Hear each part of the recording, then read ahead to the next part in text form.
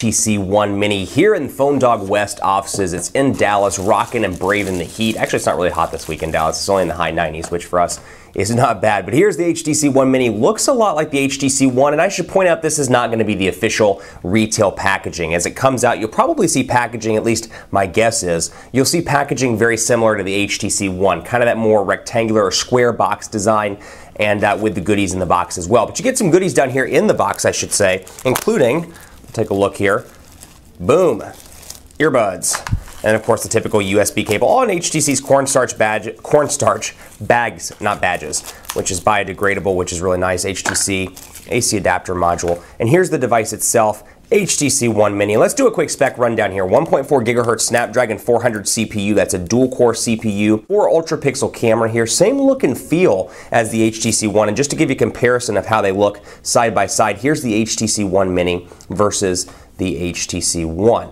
And you can see the boom sound speakers on the front as well. Android 4.2.2 Jelly Bean out of the box with HTC Sense version 5. You've got a front-facing camera like you do over here. And again, design language almost identical to the HTC One. Again, forgive me, my voice probably sounds terrible. I'm recovering from a cold and it just does not seem to want to go away. So we'll power this up and take a look. But before we do that, let's talk about some of the differences here. And I can show you one of the key ones, the volume rocker on the right side. You can see the volume rocker's changed. They've gotten rid of the universal button here for both up and down, and the universal bar. They've opted for 2 buttons, very iPhone-esque look and feel here. And one of the reasons why, my guess is why they did this, they said they did this based on customer feedback. My guess is because it actually is pretty hard to press the up and down buttons at times. And for me, I actually dropped one of my HTC Ones and dented it right here. And from that point, I couldn't use the volume rocker at all. So that HTC One is out of commission. But really a nice device, fits well in the hand. Take a look at the travel here as opposed to the HTC One. So a smaller display, but what I like about this is even though it's the smaller mini version, it skimps on the specs a little bit, only has 1 GB of RAM.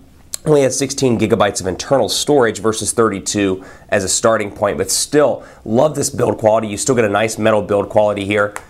Boom, boom, boom. You can see right there. Excuse me, and we'll power it up and take a look at this. Micro USB charging port on the bottom, 3.5mm headphone jack up top, power button, and we'll power this up and take a look at what you get on the actual device itself. This is an unlocked device. If and when this ever comes to the United States, you'll obviously have carrier installed bloatware on this device, so keep that in mind. But right now, this is an unlocked unit. HTC loading up right now. HTC One, it does not say One Mini on the startup animation sequence, which is kind of interesting. I would expect it to say One Mini, much like Samsung's devices do, and obviously LG's do. Usually they'll identify the exact device by name. Now, before we get too far into this, I want to thank our partners at Best Buy Mobile because they give us free devices that we turn around and give to you for free at instantwin.phonedog.com. When you walk into Best Buy Mobile, you'll walk out working. They'll get your email, your web, your contacts set up. So while you can't get a One Mini just yet, when you get its bigger brother, they'll make sure you walk out the door working and you can use your device with boom sound and Zoe's and all that stuff, thanks to the good boys and girls at Best Buy Mobile. So we'll start up right here, English United Kingdom. We're going to switch this to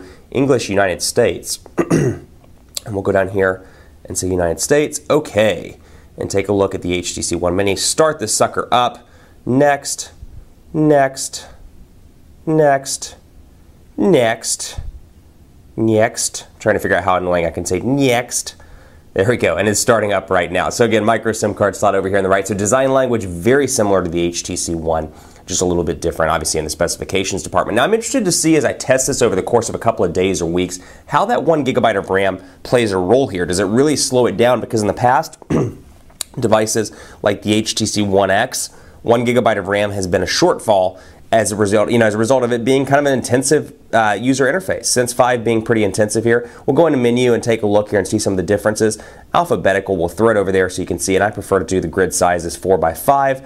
Boom. There we go, 14:11. That is not what time it is. It is not 2:11 in the afternoon, but that's okay. We'll get a SIM card in this and take a look at it here in just a bit. But overall, the look and feel here very similar, though I will say this is running Android 4.2.2. So much like the Butterfly S that we unboxed yesterday, you can see the overall look and feel very similar here. You've got your shortcuts as a result of Android 4.2. I can switch back and forth between those. And then when I want to go into settings, I can click right here and access all of my settings. So overall, menu interface looks almost identical to the HTC Butterfly S, which is also running Android 4.2.2 out of the box. I can show the battery level here as well. Really nice to see a mini device that still preserves stuff like a nice metal build quality, that 4 Ultrapixel camera, and you still get the goodies on the camera, including HTC Zoe, though you do lose some of the autofocus stuff.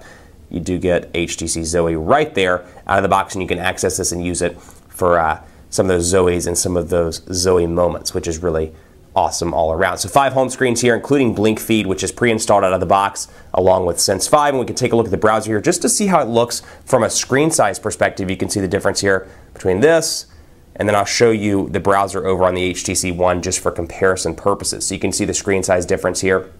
And you can see that there is a noticeable screen size difference. And obviously, these feel different in the hand as well. This one fits far better in the hand than the HTC One. Not saying that this is a huge device by any stretch of the imagination, but still the travel comparison, there's what you're getting thumb-wise. And granted, I have really abnormally long thumbs, but you get where I'm coming from. And then obviously, web page not available because I don't have a SIM card in this. But you can see press and holding home accesses Google Now, double tap, accesses my recent application. So really a run-of-the-mill experience here in comparison to current HTC devices, the One with 4.2, the Butterfly S with 4.2. But overall, it seems pretty zippy despite only having 1 GB of RAM. Everything seems pretty speedy. I'm assuming HTC's optimized the software nicely. You still get the HTC keyboard here. Portrait to landscape nice and fast. So despite having that Snapdragon 400 CPU and despite having 1 GB of RAM versus 2 GB and a quad-core Snapdragon 600 CPU, still pretty speedy all around. We'll